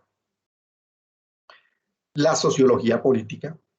Todos van a partir de eso, de la organización social. Todo lo que discutimos a diario, que el nuevo pico de pandemia, que todo eso implica que, oiga, ¿cómo nos organizamos socialmente para que no se multiplique el COVID? ¿Sí? Entonces, siempre el Estado está abocado o se debe entender, según Aristóteles, desde el punto de vista de la organización de la sociedad. Eso es Estado, organización de la sociedad. De manera más completa, podemos adicionar, en términos ya modernos, es la forma de organización jurídico-política. El Estado es la organización jurídico-política de la sociedad. Esa es una definición básica de Estado. ¿Qué es el Estado? A ver, usted que estudia administración pública, ¿qué es el Estado para usted? Porque usted va a ser administrador de asuntos del Estado. ¿Para usted qué es el Estado? Es la organización de la sociedad. Si lo quiere decir de manera más completa, es la organización jurídico, política, económica, social, ambiental de la sociedad. ¿Sí? Su forma suprema de organización social y surge de la misma naturaleza del animal político. Bueno, aquí vienen las críticas que le hacen a Aristóteles. Pues, estamos hablando de 20 y pico de siglos. ¿Sí? Tengamos cuidado a veces en juzgar con categorías del presente autores de otra época. Es como si, qué sé yo, dentro de 300 años adelante de nosotros, alguien dijera, no, pero estas sociedades del siglo XXI, qué brutas que eran. ¿Cómo es que contaminaban el agua y el aire? Qué gente tan bruta, no entendía que, ¿sí? Pueden decir generaciones futuras, ¿no? Aristóteles, entonces, las críticas que le hacen parten de su concepción naturalista o natural de concebir la división social. Entonces, para él la esclavitud era algo natural. Aristóteles parte de concebir que bueno, los que nacieron para artesanos, pues son sanos. Hay algunos que nacen con cierta capacidad y dotación que tienen, nacen con mucha fortaleza física, entonces deben dedicarse a ser guerreros. Hay otros que nacen con habilidades manuales, entonces deben dedicarse a las artesanías y a la creación. Hay otros que nacen con aptitudes para diseñar, construir, entonces deben ser los dedicados a la arqué o la arquitectura, a la construcción, los obreros. Hay otros que nacen digamos, también con unos impulsos naturales a solamente vivir de lo básico. Entonces, bueno, serán los esclavos, ¿sí? Y así sucesivamente. Entonces, desde una lectura o una interpretación actual, uno diría, bueno, pero uy, Aristóteles era un clasista y era un discriminador. Él lo entendía así, pero tanto que hasta mediados del siglo XVIII, XIX, la esclavitud era considerada como algo natural. Incluso actualmente tener una empleada o un empleado, una empleada de servicio, no es como natural, no es normal tener una empleada de servicio, pues esa es una esclavitud, esa es una nueva forma de servidumbre, por eso se habla de servicios generales, ¿no? Eufemísticamente, ¿no? La persona los vigilantes, que son trabajos dignos, son trabajos importantes, son seres humanos que hay que darles todo el valor. Pero podríamos decir que la sociedad de alguna manera ha sofisticado las formas de servidumbre. Quizás ya no sea una esclavitud dolorosa de castigo y de sí, pero son formas de división del trabajo, ¿no? Bueno, eso es para discutir y debatir. El Estado se compone de necesidades, o sea, para que haya Estado o para que haya polis, la polis, debe haber estos elementos. Necesidades, todo individuo necesita de otros para subsistir. Desde que llegamos al mundo, el bebé, pues un bebé necesita amamantarse, necesita de otro para vivir, o si no, no. Incluso ya gatea y necesita de otro para vivir. Incluso ya camina y necesita de otro que lo apoye para adquirir conocimiento. Incluso ya adquirió conocimiento y necesita de otro para contactarse y correlacionarse. Incluso ya se conectó con otros en el mundo social y necesita de otros porque él no lo sabe todo. O sea, nosotros no lo sabemos todo. Siempre necesitamos de los demás. Y esto es rescatable. O sea, tenemos una interdependencia entre individuos. Yo no lo sé todo. Lo que yo no sé, pues lo averiguo, lo consulto, lo investigo, lo estudio. ¿Sí? Yo no soy bueno, qué sé yo, como ingeniero, pues busco a un ingeniero que me explique cómo diseñar un sistema informático para organizar mejor las ideas en un ordenador, etcétera, ¿no? Entonces, necesidades. Logos o capacidad de hablar. Esto tiene que ver con la retórica, la dialéctica, pero él lo baja de nivel, ¿no? Aristóteles nos dice, no, la capacidad de hablar. ¿Sí? Entonces, comunicación, leyes, necesitamos convenciones. Convenciones son convenciones de convencionalidades, ¿no? Entonces, un semáforo, pues es un signo convencional. Los signos stop, perdón, pare, ¿sí? Todas esas son convenciones para poder funcionar. Decir que es bueno, también, si no hay una capacidad de hablar, si los individuos no tienen un logos, pues no pueden decir qué es bueno, qué es malo, qué es justo, qué es injusto, qué es feo, qué es bonito, ¿sí? Qué es verdadero, qué no es verdadero. Tiene que haber convivencia para que haya Estado. En otras palabras, la convivencia, la coexistencia entre los individuos genera una constitución política, ¿sí? Inspirada en el bien común. Es decir, si la política es una actividad y es la suprema actividad para la organización de la sociedad, no cualquier individuo de la sociedad puede, digamos, hacer política, ser político, ser gobernante. Todos sí pueden convivir, pero la convivencia depende de quienes realmente organizan la forma de satisfacer las necesidades, quienes manejan el discurso de la comunicación, quienes dictaminan o llegan a consensos, acuerdos colectivos de qué es bueno, no es bueno, qué es justo, qué es injusto. ¿Ok? Seguimos rápidamente que el tiempo vuela. El segundo concepto de Aristóteles, el Estado, la justicia. Para entender el Estado también coincide con Platón en qué es la justicia. Nos dice que la justicia es la cima de la virtud moral. Aquí comparte muchísimo con Platón ese mundo de la autoperfección. Es la cima de la virtud moral a nivel del ciudadano y de la virtud política a nivel social, en la vida de la sociedad. Es muy similar con la concepción platónica, pero la hace, digamos, de una manera más directa. La justicia produce y conserva la felicidad de la comunidad. Entonces él dice, bueno, puede que el Estado no se derrumbe necesariamente si la justicia falla. Si la justicia puede fallar, como dice Aristóteles. ¿Sí? Pero a pesar de las fallas de la justicia pues y del Estado como tal, de alguna manera hace que se produzca, que se conserven por lo menos grupos de la población que sean felices, quizás otros no, pero siempre de alguna manera va a generar felicidad y va a generar comunidad, o sea, común unidad. La justicia es el respeto a la ley, se puede inferir y entender en Aristóteles de esa manera, y esta asegura el bien común. O sea, Platón nos decía, existen leyes en el universo, en el topos Uranus, en el mundo suprasensible, en el mundo perfecto de las ideas, el orden cósmico, el orden humano, y también se rige por leyes.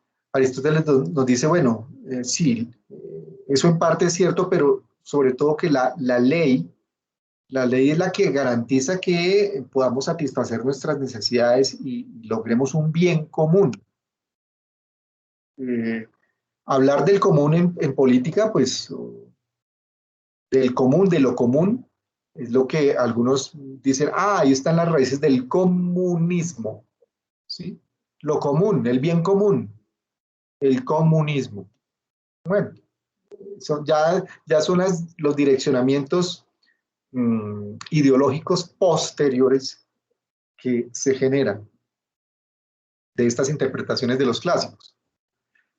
Lo equitativo parece justo, nos dice Aristóteles, lo equitativo parece justo, parece justo, pero es equitativo lo justo más allá de la ley escrita. A ver cómo se entiende esto. En el texto está expresado con algunos ejemplos, ¿no? Entonces, para entender esto, nos dice, bueno, un árbitro, o sea, hay personas que arbitran. La traducción de esta palabra es más como la persona que media. Aquí la traducción que aparece en algunos textos es de árbitro, pero realmente es mediador, el que media. Recuerden que Aristóteles siempre está enfocado al término medio. Para él la virtud es lograr el equilibrio, el término medio.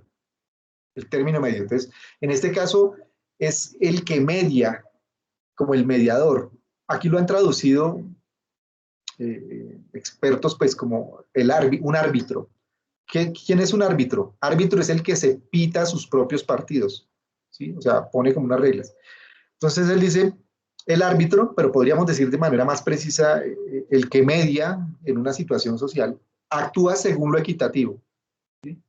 Entonces alguien en una situación en la calle, o por ejemplo, ustedes con los niños, ven que un niño le quitó un juguete al otro y el otro se puso a pelear. Entonces, a ver, uno no llama a un juez ahí, no. No actúa y no dice, mire, usted juegue con esto y usted juegue con esto. ¿Sí? Entonces, el árbitro o el que media, el mediador, actúa en lo equitativo, busca como un equilibrio. Y eso no es necesariamente jurídico. Mientras que el juez sí actúa según la ley. Esa es como la diferencia para entender esa frase de Aristóteles, ¿no? Lo equitativo parece justo, pero es equitativo lo justo más allá de la ley escrita. ¿De acuerdo? Simple. Entonces, Aristóteles nos habla de unas clases de justicia. Voy a terminar rápido para dar un espacio de comentarios. Esto no está en los textos, esto es resultado pues de revisar no solamente la política, sino otras obras de Aristóteles. Aristóteles nos plantea para entender el Estado, desde el punto de vista de la justicia, de unas clases de justicia. Él dice, hay una justicia distributiva, esto aún se aplica en el derecho moderno y contemporáneo. Dice, la justicia distributiva es la relacionada con la igualdad, ojo, con la igualdad no aritmética, de proporciones entre individuos y bienes, el honor, las riquezas, ¿no?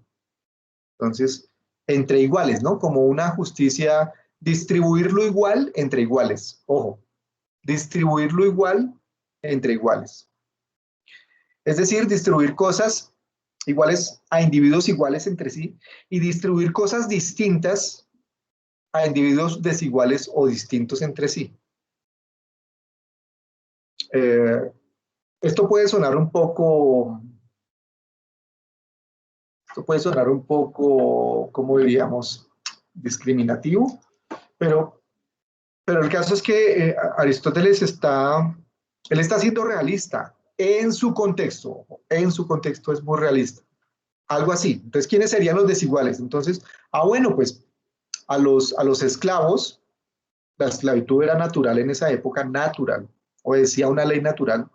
Habían personas que nacían esclavas, no nacían libres, según la declaración de mil ¿qué? De 1948, ¿no? Y también la de 1789, Revolución Francesa, y 1776, la de Estados Unidos. Entonces, a los esclavos, ellos son los distintos, entonces a personas distintas distribuyámosles lo que les corresponde a ellos. A los esclavos, pues buenas herramientas para que trabajen, ¿sí? Entonces, a los desiguales, darles cosas para ellos, también distintas y desiguales. Y a los que son ricos, pues distribuirles equitativamente, de manera igual, cosas según su condición. Esa es la justicia distributiva. Eso para que lo tengan en cuenta en pensamiento económico e incluso en pensamiento administrativo.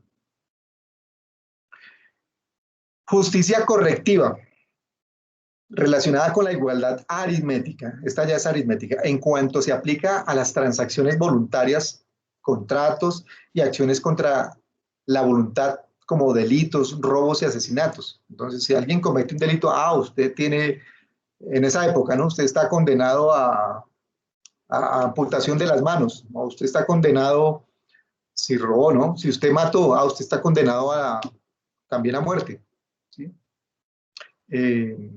Entonces, casi como Talión, ¿no? Ojo por ojo, diente por diente.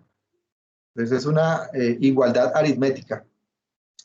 Bueno, lo estoy graficando un poco fuerte, pero la justicia correctiva es básicamente la aplicación de sanciones, según Aristóteles.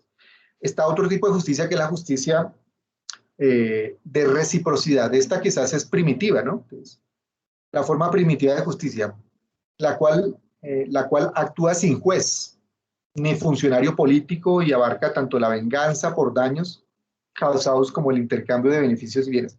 Corrijo, esta justicia de reciprocidad se referiría más a esa justicia primitiva del talión, ¿no? Del ojo por ojo, diente por diente.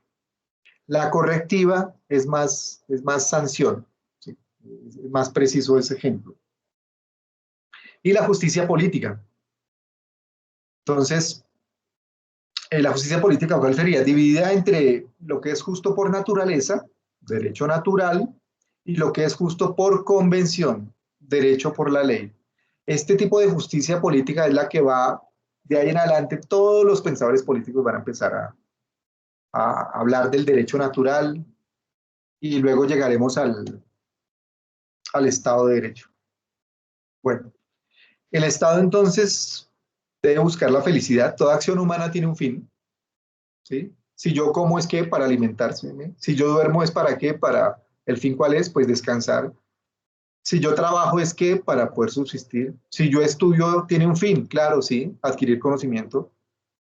Incluso los objetos tienen fin, dice Aristóteles.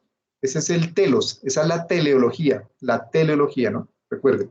Entonces, el cuchillo también tiene una finalidad, cortar bien. El arco, pues tiene un fin, acertar en el blanco. Toda acción humana tiene un fin y lo que busca todo humano es la felicidad. El Estado tiene como fin no solo la justicia, sino principalmente la felicidad de los ciudadanos, la felicidad de los gobernados. En contraste a Platón, en donde el Estado buscaba el centro de la justicia, para Aristóteles el centro es la felicidad. Y dice, no, pues el Estado debe ayudar a la gente a ser feliz. ¿Y qué es ser feliz? Pues la buena vida, ¿no? El bienestar.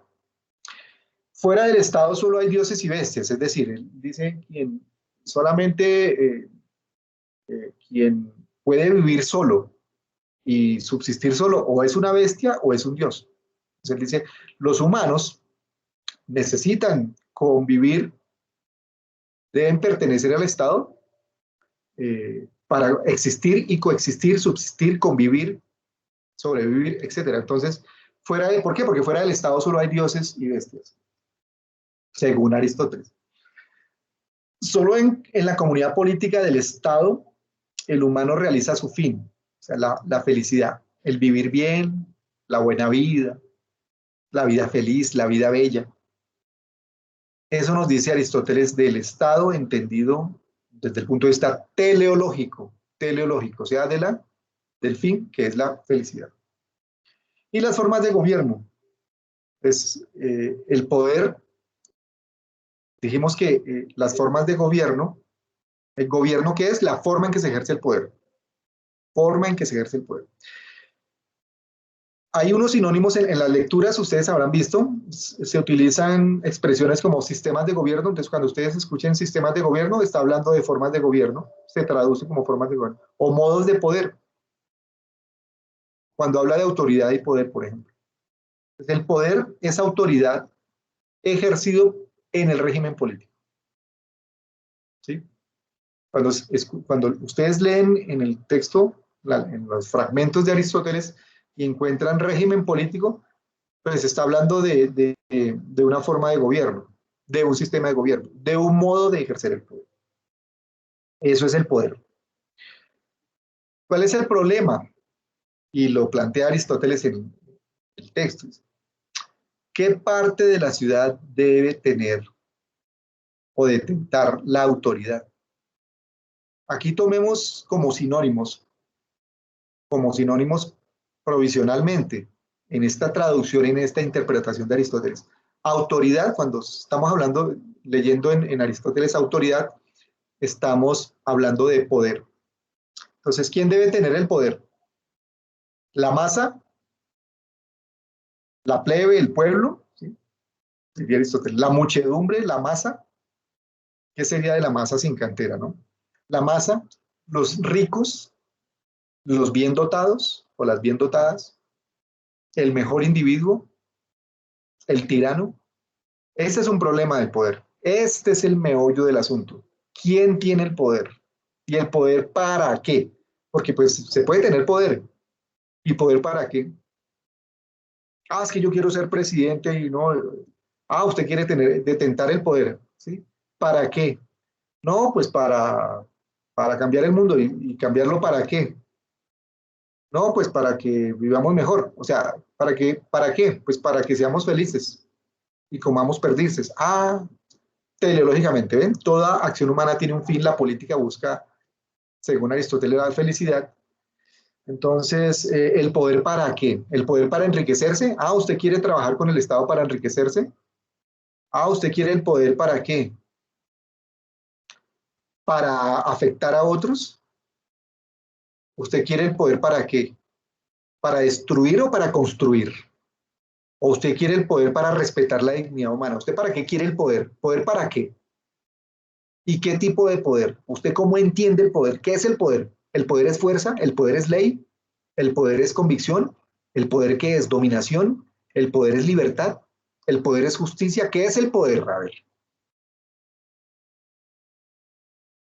Es un problema, nos dice Aristóteles, ¿no? La masa, los ricos. Parece absurdo que los mediocres tengan autoridad o poder en cuestiones importantes, afirma Aristóteles, pero él no lo dice, él no lo afirma de una manera peyorativa, o sea, él lo habla de una manera realista. Dice, a ver, si alguien nos va a gobernar, pues tiene que tener alguna inteligencia para que nos interprete. O sea, si alguien va a gobernar, o si hay un grupo de gobernantes, o si hay una asamblea, una eclesía, un consejo, ¿sí? Etcétera, pues tiene que tener un conocimiento, o sea, porque no pueden ser mediocres, que nos gobiernen los mediocres. Entonces, me parece absurdo que los mediocres tengan autoridad en cuestiones importantes. Deben deben ejercer el poder. ¿Quiénes? ¿Quiénes deben ejercer el poder? La masa, los ricos, los bien dotados. Deben ejercer el poder quienes sean más virtuosos y sabios. Aristóteles diría los científicos, pero recuerden que filosofía y ciencia eran interdependientes. Quienes sean más virtuosos y sabios. Pero siempre practicando la ética del bien común. O sea, eso no es así fácil. Bueno, muy importante, ¿no?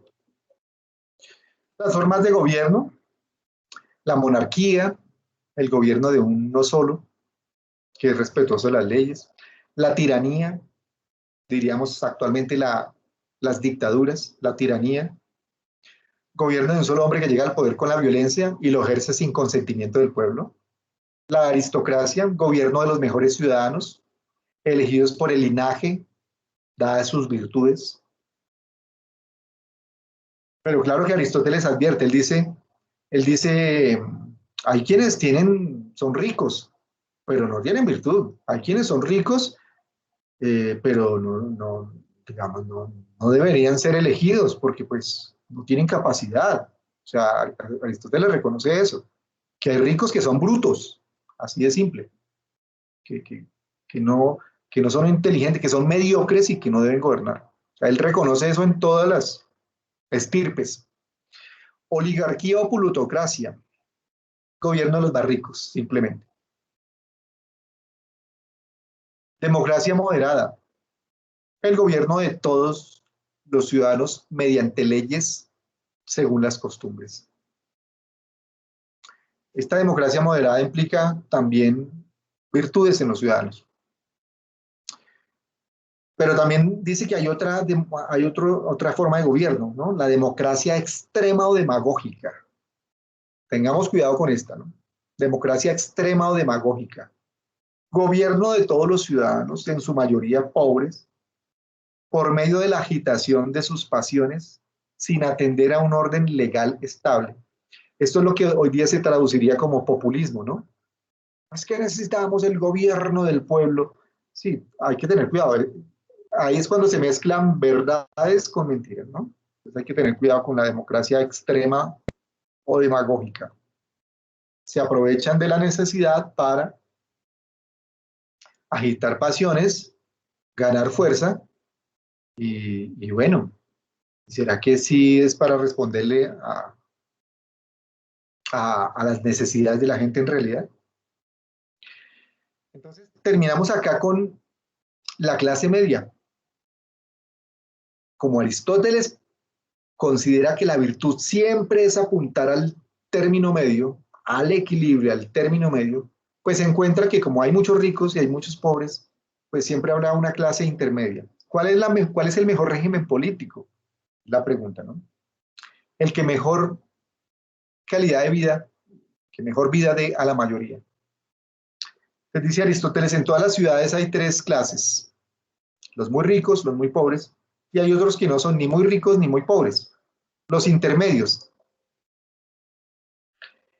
Es el término medio para la estabilidad política, porque los ciudadanos de esta clase, nos dice Aristóteles literalmente, son más estables. Ni codician lo ajeno como los pobres, ni otros desean lo suyo.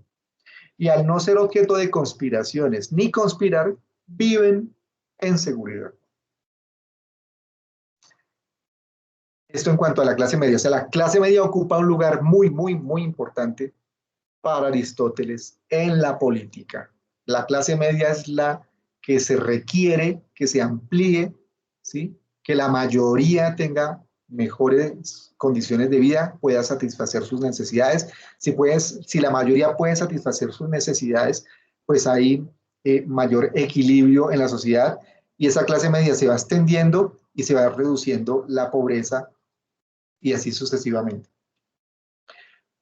Finalmente nos dice, y esto es para resaltar, hay autores que no lo destacan en Aristóteles, pero Aristóteles de manera sutil lo menciona, la amistad, la filia, la filia. La amistad ayuda al equilibrio social. Uy, caramba.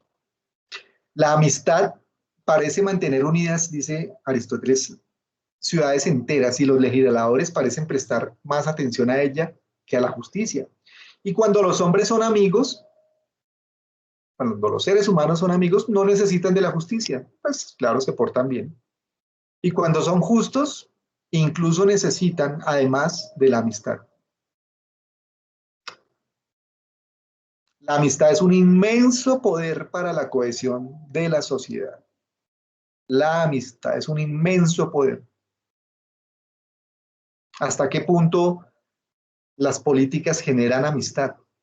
Hoy día la política genera enemistades. Es increíble ver personas que por una identificación ideológico-política terminan siendo unas amistades de vieja data, terminan amigos que terminan o amigas que terminan peleados, porque usted se inclinó por este político, usted por este, entonces ahora sí.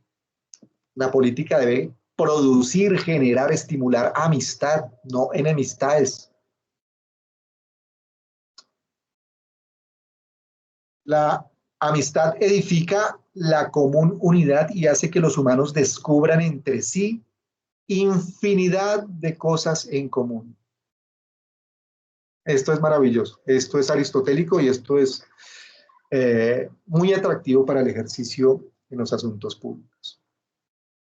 La amistad es una forma de poder político, pero una forma de poder político constructivo, una forma de poder político recreativo, creativo, ¿cómo lo diríamos? Constructivo, reconstructivo. Diríamos en términos actuales, es como sanador, es un poder sanador de la sociedad, generar amistad, saludar a las personas, saludar al que nos abre la puerta, saludar a las personas que nos ayudan. Todos tenemos que tener una filia básica para vivir mejor, ¿sí? Bueno, fin. Entonces, espero que con esta sesión hayan tenido unas ideas claras para el trabajo a realizar a través de su monitor o monitora por el chat. Me pueden hacer alguna consulta y nos vemos el día lunes entonces. Muchas gracias, profe. Hasta luego. Bueno, Gracias, que profe. estén Hasta bien. luego. Luego, profe, feliz Hasta tarde. pronto. Chao, profe. Muchas gracias. Guarden las preguntas, ¿no? Guarden las inquietudes para después. Gracias, Chao, profe. Hasta profe. luego. Gracias, hasta luego.